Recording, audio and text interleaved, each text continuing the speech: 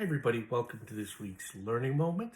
Before we dive into Elsa's issue with decision making, I just wanted to remind you that this learning moment is in the notes below if you need a refresher, and also to like and comment on this video. Let me know what you were thinking.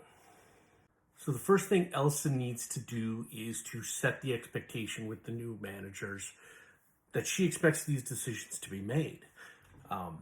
Obviously, this is something that a different expectation was set. They've kind of gotten into a habit. So she's got to kind of reset that and say, you know what? I fully trust you and I expect that you're going to make these decisions. So once that expectation is set, she can then move on to teaching them more about how to do it. The second thing she needs to do is teach them her decision-making process. Now, they obviously don't have to follow this exactly, but the fact that they know how she would go about this process of thinking through the decision, they can follow that a little more. They can have more confidence that they're going to come to the same decision. So she needs to kind of walk them through and say, okay, here's how I think about it. Here are the factors that I weigh in. And, explain to them, you don't have to do it exactly like this, but I want you to know what I'm thinking. Third, she needs to clarify exactly which decisions she thinks they should be making versus which are the ones that she wants brought to her. This is going to take a little more time because it really is about kind of seeing the type of decision, see who can handle what, seeing what you need to do. Remember, she's new. She doesn't necessarily know everything, but she can kind of say, hey, this is something we're going to figure out together. So if there's a decision I expect you to make, I'll let you know and say, hey, you decide.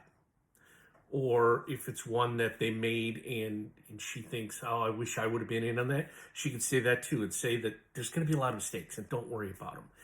But this is how we're going to learn and get more comfortable with this whole process. Last, she needs to really build her confidence with the decisions that they make. This means when they make a decision without her, she needs to give them positive feedback. Let them know, hey, that's the right thing. And not get involved afterwards, because that's going to feel like they're being undermined. So she really has to kind of sit back and say, hey, you made that decision. I'll give you feedback, positive or negative. But in the end, that's the way we're going. Unless it's like a huge catastrophe type thing. But really, she kind of has to let them own these decisions, give them that confidence, and let them move forward.